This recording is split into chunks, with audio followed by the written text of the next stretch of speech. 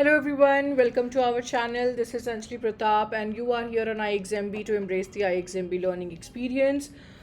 In today's session, we are going to specify our English section only in terms of grammar and specifically those topics which are going to be very important and crucial in terms of scoring marks. So when we talk of grammar, हमें पता है error spotting सबसे traditional और सबसे common वे है ये question पूछने का। और दूसरा टॉपिक जो हो जाता है जो दूसरा पैटर्न है बेसिकली वो हो जाता है हमारा फ्रेज रिप्लेसमेंट या उसे आप सेंटेंस इंप्रूवमेंट के भी नाम से जानते हो। So both the topics will actually involve lots of applications of your grammar questions. तो आज मैं इन्हीं के ऊपर जो है ना टॉपिक्स के ऊपर बात करूंगी और उन टॉपिक्स के जो सबसे इंपॉर्टेंट रूल है जिनके ऊपर आपको ज़्यादा से ज़्यादा क्वेश्चन सॉल्व करना है आज वही मैं बताऊंगी। Because these tips and these rules basically I would strongly से कि आपको वीडियो के अंत तक ना आपको लगेगा आपकी ज़िंदगी 100 टाइम्स ईजियर बन रही है। तो चलिए फटाफट हम देखते हैं। अगर लगता है आपको ग्रामर जो है ना एक हॉरर मूवी है तो ये वीडियो देखिए, इसके बाद आपको ऐसा नहीं लगेगा। तो पहली टॉपिक जो है जिससे हम अपने ग्रामर की पढ़ाई या आप ये कह सकते हो ग्रामर के रूल्स जो मुझे याद करने हैं और जो मुझे अप्लाई करने हैं वो है आपका सब्जेक्ट वर्ब एग्रीमेंट। देखो सब्जेक्ट वर्ब का रिश्ता जो है ना वो स्ट्रांग होना चाहिए। So just look at the video where you can just look at this image basically जहाँ पे देर आर टू डांसर्स जो कम्प्लीटली सिंक में लग रहे हैं हमें, राइट? तो हमारा ऐसा ही जो स्ट्रांग बॉन्ड है ना वो हमारा होना चाहिए सब्जेक्ट और वर्ब के बीच में। तो आप जैसे ये सेंटेंस देखो, she goes to the market is the correct sentence, but जैसे ही हम she go to the market लिखते हैं ये गलत हो जाता है। याद रखो कि शी जो है ना वो सिंगुलर है तो उसे भी सिंगुलर वर्ब ही पसंद है। अगर यहाँ पे शी के जगह पे दे होता तो हम शायद ये सेंटेंस जो है वो सही कह सकते थे, क्योंकि दे भी जो है वो प्लूरल सब्जेक्ट हो जाता है।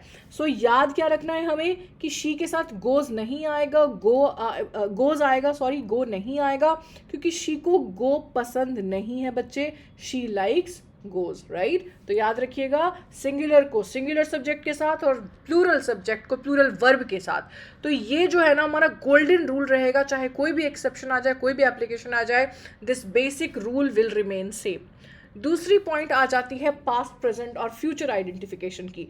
देखो टेंस को कंफ्यूज मत करो। अगर पास्ट में हुआ है तो पास्ट टेंस लगाना है, प्रेजेंट हुआ है तो प्रेजेंट टेंस लगाना, और फ्यूचर हुआ है तो फ्यूचर टेंस लगाना है। The only problem which a student encounter in such kind of question is overthinking.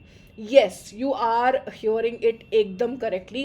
Overthinking करने लगते हैं हम ना, assumption पे बहुत ज़्यादा फोकस करने लगते हैं और जो मौजूदा क्वेश्चन है, जो रियलिटी में आपके क्वेश्चन आपके सामने, उससे हम भूल जाते हैं। सीधी बात है, सेंटेंस आपको क्या बताना चाह रहा है, आप अज्यूम क्या कर रहे हैं। Again I am not saying that what you are extracting out of it, sentence आपको क्या बता रहा है उसके ऊपर फोकस कीजिए। उसमें ज़रूर हिंट रहते हैं आपके सेंटेंस में, मैं मान ही नहीं सकती कि हिंट नहीं रहेगा and we have to just simply guess the tense of our sentence. ऐसा नहीं होता है, और टेंस के ही हिसाब से आप अपने वर्ब के फॉर्म को ठीक करोगे। जैसे आपको पता होना चाहिए that you are going to use V2 in past tense, V5 इसे आप V5 फॉर्म बोलते हैं, बेस फॉर्म भी कहा जा सकता है। V1 फॉर्म आप तब लगाते हैं जब आपका जो सब्जेक्ट है वो हमारा ही, शी, इट के अलावा होता है, यानी थर्ड पर्सन सिंगुलर को छोड़कर थर्ड पर्सन सिंगुलर के साथ आपको V5 लगाना होता है।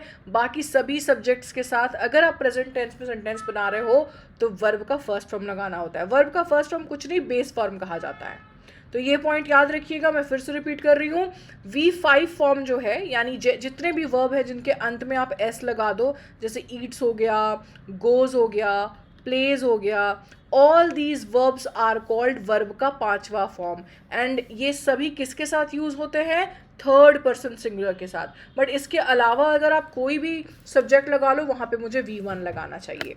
और तीसरी बात आती है फ्यूचर टेंस की, तो यहाँ पे आपका विल का जो यूज़ है वो बहुत बढ़िया से होगा। So he will eat pizza tomorrow, clearly we are getting an idea of future. तो याद रहेगा। अब ये वाला जो पॉइंट है ना वो हम बहुत ज़्यादा ग्रांटेड ले लेते हैं। आर्टिकल्स का जो रूल है ना वो हमने बचपन में क्या पढ़ा है, हमने बचपन में जो पढ़ा है उसी से संबंधित हमारा आज भी है, बहुत ज़्यादा मॉडिफिकेशन नहीं है बच्चे। आर्टिकल ए का यूज़ तब करना है जब हम किसी कॉन्सोनेंट साउंड की बात करें। मैंने लेटर नहीं लिखा है, मैंने बोला कॉन्सोनेंट साउंड। एंड का यूज हम तब करेंगे जब हम वॉवल साउंड की बात करेंगे, एंड द का यूज तब होता है जब हम किसी स्पेसिफिक, स्पेशल कह सकते हो आप, उसकी बात करें, कोई पर्टिकुलर चीज़ है उसकी बात कर रहे हैं तो हम द लगाएंगे। जैसे कि आप देखो, I saw a unicorn, now most of the students will do what, चलो यू हमारा वॉवेल लेटर है तो एन लगा देते हैं। Guys again I am saying, हम अब लेटर पे फोकस नहीं करेंगे, हम साउंड पे फोकस करेंगे, उच्चारण पे फोकस करेंगे। तो उच्चारण हमारा कॉन्सोनेंट आ रहा है। यहाँ पे आपको हिंदी की वर्णमाला भी काफ़ी ज़्यादा हेल्प करेगी। अगर आपको स्वर या व्यंजन की जानकारी है तो ये क्वेश्चन आपसे बड़े आराम से बनेंगे। आई एट एन एप्पल, तो जब आप एप्पल बोलते हैं तो मात्रा आती है ए की, राइट। तो जो हमारा साउंड है वो वॉवल साउंड हो रहा है, इसलिए हमने एन लगाया। अब रही बात थर्ड वाले सेंटेंस की, I saw the moon last night, तो बहुत क्लियर है भाई कि जो हमारा मून है वो इकलौता है, अकेला है, और जनरली हम ऐसे सेलेस्टियल बॉडी के लिए, जैसे अर्थ हो गया, सन हो गया, इनके लिए हम आर्टिकल द अलग से लगाते हैं। तो यहाँ पे हमने द लगाया, यहाँ पे हमने एन लगाया और यहाँ पे हमने अ लगाया। तो क्या याद रखना है कि आपके आर्टिकल्स का जो यूज़ है वो बिल्कुल स्पेसिफिक रहेगा। साउंड के ऊपर हम फोकस करेंगे, ए और एन, और अगर किसी स्पेशल चीज़ की बात करेंगे तो आप द लगाएंगे। याद रखिएगा, अगर आर्टिकल्स को इग्नोर कर रहे हैं मतलब पूरी की पूरी इंग्लिश को इग्नोर कर रहे हैं, ठीक है। अब आती है बात प्रिपोजिशन की, तो भाई इसके तो वर्ड में ही इसकी मीनिंग जो है वो छुपी हुई है।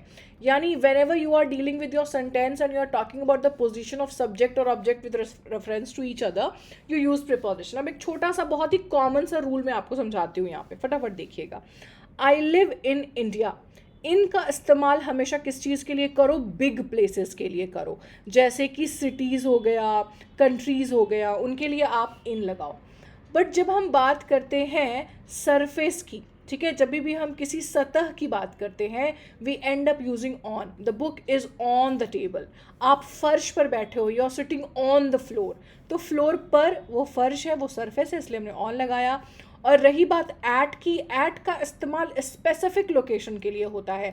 अगर आपको किसी का एग्जैक्ट लोकेशन पता है तो आप उसके लिए एट लगाओगे, जैसे कि यहाँ लिखा हुआ है I am at the bank, मतलब आप फिलहाल कहाँ हैं, आप बैंक में हैं। अब उसके अंदर आप कहीं भी हो सकते हैं, उसके अकॉर्डिंग फिर आपका सेंटेंस बदल जाएगा। अगर आप बोलते हो कि मैं चेयर पे बैठा हुआ हूँ, मैं लाइन में खड़ा हूँ, so that will be a different sentence. But आप अपना स्पेसिफिक लोकेशन अगर बता रहे हो तो एट लगाओगे, अगर आप सरफेस की बात कर रहे हो तो ऑन लगाओगे, अगर आप किसी बड़े जगह की बात कर रहे हो तो इन लगाओगे। तो बहुत आसानी से इन, ऑन और एट जो है ना वो लोकेशन के टर्म्स में आप समझ गए। तो ऐसी ही कुछ कॉमन यूसेज ही होती है ना जो हमें अक्सर चक्कर दे देती हैं एग्ज़ाम में, तो याद रखिए इनको मिक्स नहीं करना है। फिर आती है बात आपकी मॉडल्स की।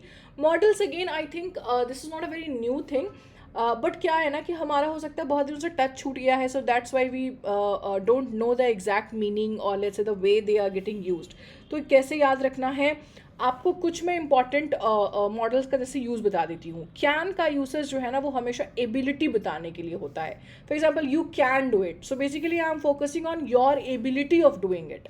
फिर आती है बात कुड की, तो जनरली वी से कि कैन का जो पास्ट टेंस होता है वो कुड होता है।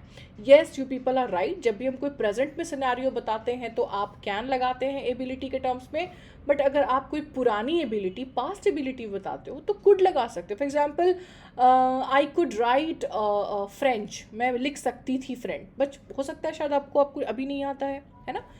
अब दूसरी बात क्या हो गई, पोलाइट रिक्वेस्ट के लिए भी हम लोग, अगर आप थोड़ा फॉर्मल कॉन्वर्सेशन कर रहे हो, पोलाइट रिक्वेस्ट डाल रहे हो, तो आप उसके लिए कुड यूज़ कर सकते हो। फिर आती बात शुड की। शुड में ना हमेशा एक सेंस होता है चाहिए, और चाहिए हम तब बताते हैं जब हम किसी को सजेशन या एडवाइस दे रहे होते हैं। जैसे कि आपको SBIPO के लिए पढ़ना चाहिए, आपको टेंस और प्रिपोजिशन का चैप्टर सबसे प्रायोरिटी में देना चाहिए। So whenever we are talking about a suggestion और advice we should use basically should. और फिर आती है बात मस्ट। मस्ट में ना कोई भी कॉम्प्रोमाइज़ की गुंजाइश नहीं है गाइज। अगर मैंने बोल दिया कि यू मस्ट डू दिस, मतलब आपके पास कोई और ऑप्शन नहीं है। So it talks about necessity, it talks about something which is mandatory. तो अगर आपको मॉडल का मीनिंग समझ में आ गया है तो यूज़ करना कोई परेशानी की बात नहीं होगी। और एक बात हमेशा याद रखिएगा, मॉडल्स का प्रयोग जब भी आप करते हो नॉर्मल सेंटेंसेस में, एक्टिव सेंटेंसेस में, उसमें मॉडल्स के साथ हमेशा वर्ब का फर्स्ट फॉर्म लगता है। कोई और वर्ब का फॉर्म अगर आप लगा रहे हैं तो वो आपका एरर कहलाएगा। रही बात सबसे लास्ट पॉइंट की, और वो है parallel structure. Guys there is no such topic in grammar. Parallel structure बोल के ना कोई टॉपिक नहीं होता है आपकी इंग्लिश में, लेकिन पैरेलल स्ट्रक्चर फिर भी आपके सभी सेंटेंसेस में होना चाहिए।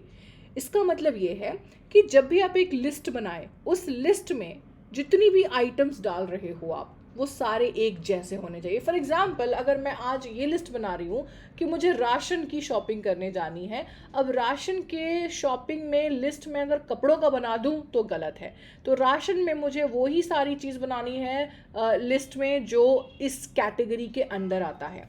तो वही चीज़ आपके parallel structure of English sentences में भी होती है। जैसे अगर मैं लिख रही हूँ she likes dancing, singing and painting, तो मेरे तीनों फॉर्म ऑफ वर्ब्स जो है ना वो एक जैसे दिख रहे हैं, यूनिफॉर्म स्ट्रक्चर में दिख रहे हैं। बट जब मैं दूसरा सेंटेंस देखती हूँ तो यहाँ पे मुझे एक तीसरा अलग ही फॉर्म में दिख रहा है। तो ग्रामेटिकली ये गलत कैसे हो जा रहा है? क्योंकि इसमें यूनिफॉर्मिटी नहीं दिख रही है।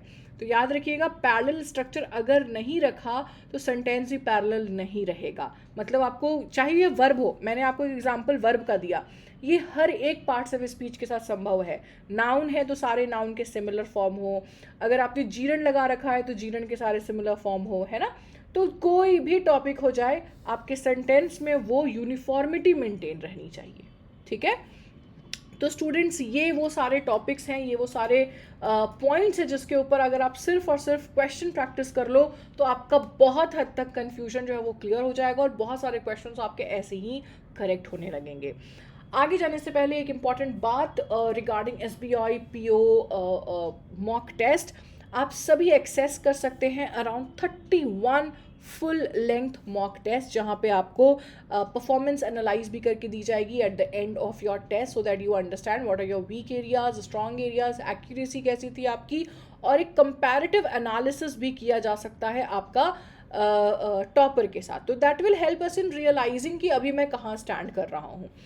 अलॉन्ग विद दैट, जैसे अभी मैंने आपको बताया कि आपको प्रिपोजिशन करना चाहिए, टेंस करना चाहिए, मॉडल्स करना चाहिए, तो उसके हिसाब से ना आप अपने चैप्टर टेस्ट भी लगा सकते हो, और वो चैप्टर टेस्ट आप देख सकते हो। There are 289, I mean I was just only talking about English, तो वैसे आपके सभी सब्जेक्ट्स के जो है ना चैप्टर टेस्ट भी अवेलेबल है, सो that you mark your progress like individual topics के अनुसार। ज़्यादा जानकारी के लिए आप सीधा हमारी वेबसाइट पर भी जा सकते हैं बच्चे। फिलहाल ये मॉक टेस्ट आप एक्सेस कर सकते हो ओनली 143 रुपीज़ में। तो आज के लिए इतना ही रखेंगे हम लोग। अगर कोई भी डाउट हो, कोई क्वेश्चन है जो आपसे नहीं बन रहा हो ग्रामर का, feel free to ask that question in the comment section. याद रखिए, अगर वीडियो पसंद आया हो तो हमें लाइक, शेयर और सब्सक्राइब भी करना होता है, वो आप जल्दी जल्दी कर लीजिए, क्योंकि आपका सपोर्ट ही हमारा मोटिवेशन है बच्चे। तो फिर मिलते हैं हम लोग अगले वीडियो में, तब तक के लिए happy studying, bye bye and take care.